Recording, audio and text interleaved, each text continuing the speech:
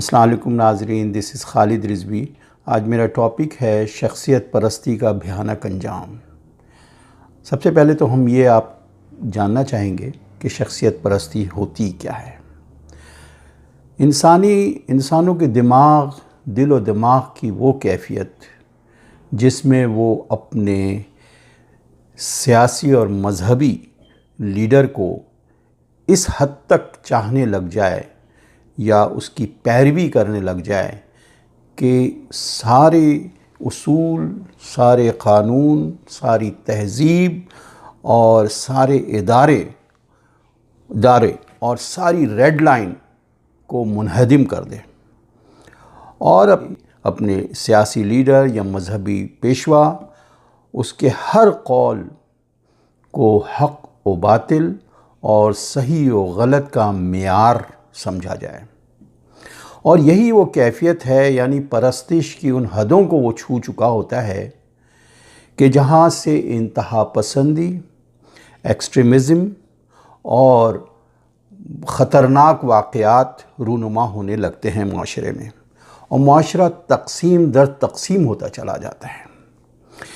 اس کی وجہ کر اس وقت پاکستان میں دو خطرناک واقعات ہوئے ہیں، جس میں ایک تو واقعہ ہوا ہے اور ایک بہت بڑا، یعنی جسے سیاہ باب کی طرح کہا گیا ہے، وہ ہے نمبر ایک واقعہ میں بیان کرنا چاہتا ہوں۔ مردان کا ایک واقعہ ہے جس میں مولانا نگار صاحب ہیں، جو عمران خان کی گرفتاری سے پہلے ایک ریلی نکلنی تھی، اور اس میں وہ ایک سیمینار، ایک میٹنگ ٹائپ کی سٹنگ تھی ان کی وہاں، اور اس میں انہوں نے اس حد تک غلو کیا، یعنی انتہا کر دیا، جس میں ان کے زبان سے یہ نکل گیا، یا جو انہوں نے کہا، جو سٹیٹمنٹ ہے وہ لنک میں آپ کو شیئر کر دوں گا۔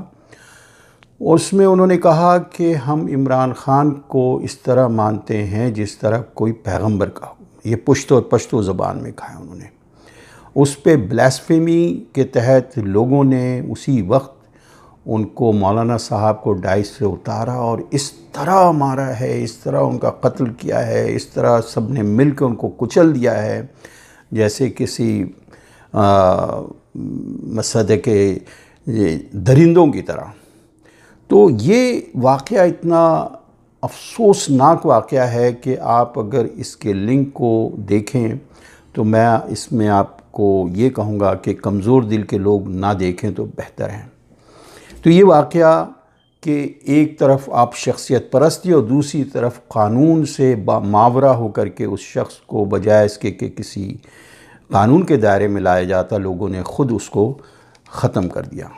اس کے بعد ہم آتے ہیں کہ اس وقت پاکستان کے جو حالات ہیں، اور جیسے ہی لیڈر کو عمران خان صاحب کو گرفتار کیا گیا 190 ملین کے کرپشن کے کیسز میں جو نیب نے کیا تھا، اور وہ پیسہ جو کہ یو کے کی کرائم ایجنسی نے واپس کیا تھا، وہ ہمارے یعنی خزانے میں، پاکستان کے خزانے میں جانے کے بجائے ملک ریاض کو لوٹا دیے، اور اس کے تحت بہرحال یہ پورا ایک قانون کا مسئلہ ہے، لیکن اس گرفتاری کے اوپر اتنا بڑا ریئیکشن ہوا ہے کہ لوگ ان کی چاہنے، اس کے محبت میں ان کے یعنی اس حد تک پہنچ گیا ہے کہ ریڈ لائن صرف ایک ہی ہے، اور وہ عمران خان ہے۔ اس ریڈ لائن کو اگر کسی نے ہاتھ لگایا تو ایسا لگا پورے پاکستان کو آگ لگا دیا انہوں نے۔ جی ایچ کیو ہو یا کور کمانڈر آفس ہو یا کوئی ہاسپٹل ہو یا اسکول ہو یا ریڈیو اسٹیشن ہو، کچھ نہیں چھوڑا، اور ہر جگہ تباہی اور وائلنس کی انتہا ہو گئی۔ تو پاکستان میں اس طرح کا واقعہ پہلے کبھی بھی نہیں ہوا کہ جی ایچ کیو اور اس حد تک، اس اہم تنصیبات تک لوگ پہنچ گئے۔ اور یہ کچھ منظر ایسے ہی بتا رہا تھا، ایسا لگ رہا تھا جیسے کوئی ٹی ٹی پی کے لوگ ہوں، جیسے آئی سی ایس آ گئی ہے۔ تو اس طرح کے، یعنی آپ مثلا ایک پولیٹیکل لیڈر نہیں ہوئے، بلکہ ایک فینیٹک لوگوں کا ایک ہجوم آ گیا ہے۔ ملک جو ہے پورا طوائف الملوکی کا شکار ہو گیا۔ تو اب یہ ہے کہ اس وقت جو فیلڈ اسٹیٹ کا نظارہ، ایک زمانہ تھا جب کبھی کراچی میں بھی حالات اسی طرح کے کچھ ہوتے تھے، لیکن اتنے تو کبھی بھی نہیں ہوئے کہ GHQ تک کوئی پہنچ جائے۔ تو اب بچا کیا؟ یعنی پورا معطل ہو گیا لگتا ہے قانون، ادارے فیل ہو گئے اور ایک فیلڈ اسٹیٹ نظر آ رہا تھا۔ تو اس کے نقصانات وہی جو میں پہلی بات کہہ رہا ہوں، شخصیت پرستی کا بھیانک انجام مختلف واقعات میں یہی ہو رہا ہے، اور ہیٹ اتنی بڑھ جاتی ہے اس کے اندر، پولرائزیشن اپنے انتہا پہ ہے۔ تو اب آپ یہ دیکھیں کہ اسی کے اوپر امام غزالی رحمۃ اللہ علیہ ایک جگہ فرماتے ہیں کہ شخصیت پرستی جو ہے وہ بت پرستی سے زیادہ خطرناک ہے۔ یعنی خطرناک وہی والا جو عمران خان کہتے ہیں میں خطرناک ہو جاؤں گا۔ اور کیوں ہے خطرناک؟ اس لیے کہ بت کے تو دماغ نہیں ہوتا ہے، لیکن انسان کا دماغ ہوتا ہے، اور لوگ جب اس کی پوجا کرنا شروع کر دیتے ہیں تو وہ فرعون بن جاتا ہے۔ اسی کے ساتھ میں آگے بڑھتا ہوں کہ فوج جو ہے اس وقت اس ساری صورتحال میں فوج کو تقسیم کر دیا انہوں نے۔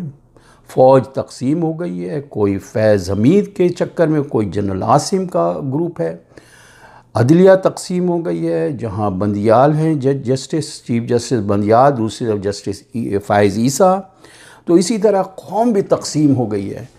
تو تقسیم در تقسیم ہو رہی ہے۔ اس طرح کی صورتحال، یعنی اس شخصیت پرستی کے جو نتائج ہیں وہ یہاں تک پہنچ رہے ہیں، اور اس میں پہنچانے میں بھی اسی اسٹیبلشمنٹ کا حال ہے جو 70-75 سال سے کبھی کسی کو ہٹاتے ہیں، کبھی کسی کے بت بناتے ہیں اور کسی کو پھر نکالتے ہیں، کبھی RTS کے ذریعے ان کو لے کے آتے ہیں اور پھر ان کو باہر کرتے ہیں۔ بہرحال یہ اسی طرح پاکستان چل رہا ہے۔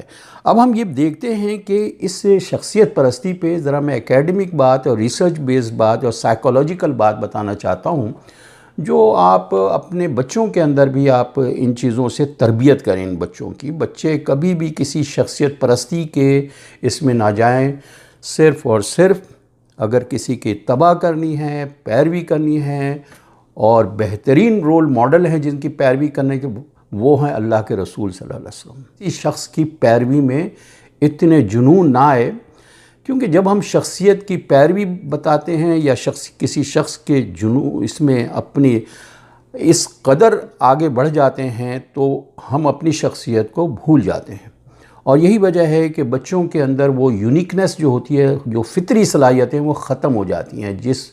یہی وجہ ہے کہ ہمارے جو ترقی پذیر ممالک ہیں وہاں وہ کریٹیویٹی، وہ انوویشن نہیں ہوتی ہے۔ آزاد ممالک جو ہیں یا ترقی یافتہ ممالک ہیں وہ کسی شخص کے پیچھے نہیں بھاگتے ہیں۔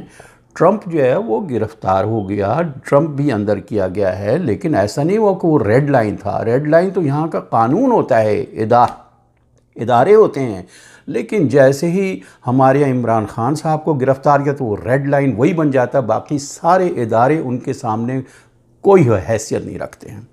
تو یہ ترقی یافتہ قومیں ہیں، اور یہ نتیجہ اس نظر آ رہا ہے۔ تو دوسری بات یہ کہ بچوں کے اندر آپ اس کو کریٹیکل تھنکنگ اگر آپ تربیت کرتے ہیں، ایجوکیٹ کرتے ہیں معاشرے میں بچوں کو، تو ان کے اندر کریٹیکل تھنکنگ ختم ہو جاتی ہے، لوگوں کے اندر معاشرہ جمود کا شکار ہو جاتا ہے، اور منطق و دلیل کی کوئی حیثیت نہیں رہتی ہے۔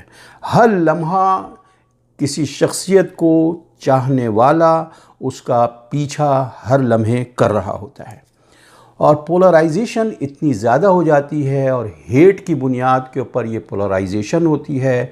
جس طرح سے آپ اگر دو شخصیتوں کا موازنہ کر لیں، ایک طرف مودی ہیں اور دوسری طرف مہاتما گاندھی ہیں۔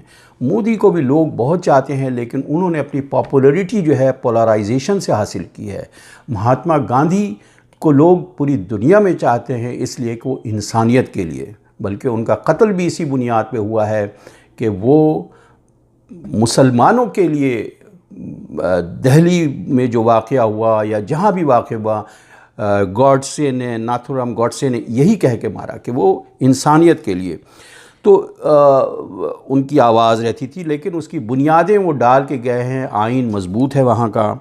خیر، اب ہم آتے ہیں کہ آخری بات کہ کیا جائے ان حالات میں، ایک عام انسان کی آپ کی کیا سوچ ہے، ہماری کیا سوچ ہے، ہم کیا ایکسپیکٹ کرتے ہیں کہ کس طرح بہتری آئے گی اس ملک میں۔ سب سے پہلی چیز ہے آئین۔ اس آئین کو یعنی اس آئین کو ایبروگیٹ کرنے میں بھی سب سے بڑا ہاتھ یہ ایوب خان سے چلا آ رہا ہے۔ وہی جسٹس منیر اور مارشل لا ایڈمنسٹریٹر جو فوج کے جنرلز جو ہیں ان سے یہ سلسلہ چلا، اور آج بھی یہی اسی طرح سے چل رہا ہے کہ آئین کو پامال کیا گیا۔ آئین ہی ہے جس کے ذریعے ادارے اپنے اپنے حدود میں رہتے ہیں، لیکن آئین یہ ایک ردی کی ٹوکڑی کی طرح، جیسے کہ ہمارے جنرل مشرف بھی کہہ کے گیا، اس طرح جنرل ضیاء الحق، اس طرح جتنے جنرلز آئے اور اس ملک میں، اور انہوں نے ان کے پیدا کردہ جو سیاسی لوگ ہیں وہ بھی ان کے مطلب کے حساب سے آتے ہیں۔ یعنی کسی بھی طریقے سے ایک ٹرانسپیرنٹ الیکشن نہیں ہوتا ہے جس کے ذریعے ایک عام آدمی اوپر آئے، ایک عام لیڈرشپ اوپر آئے۔ اگر نواز شریف ہے تو اسی کی خاندان چل رہا ہوگا، اگر زرداری ہے تو بھٹو فیملی ہو رہی ہے۔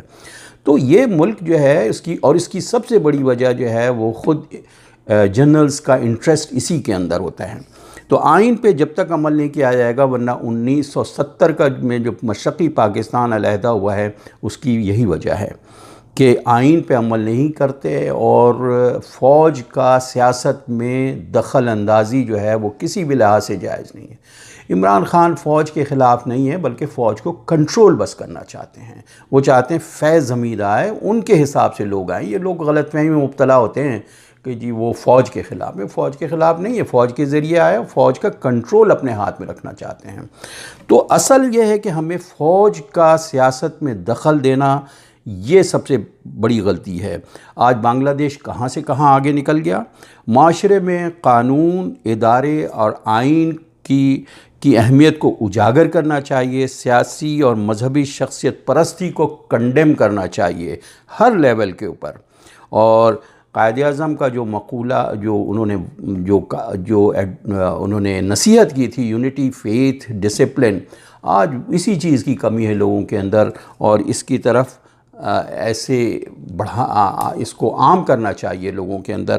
اور اس کے علاوہ اور کوئی مصدف حل نہیں ہے، جیسے کہ قرآن کی ایک آیت ہے فَأَيْنَ تَذْهَبُونَ، کہ اس کے بعد اور کہاں جا رہے ہو تم لوگ، کدھر جا رہے ہو؟ یہی والی بات ہے اس وقت جو پاکستان کی ہے۔ اور اسی کے ساتھ میں اپنی بات ختم کرتا ہوں کہ اللہ پاکستان کی حفاظت اور لوگوں کو عقل و شعور عطا فرمائے۔ آمین۔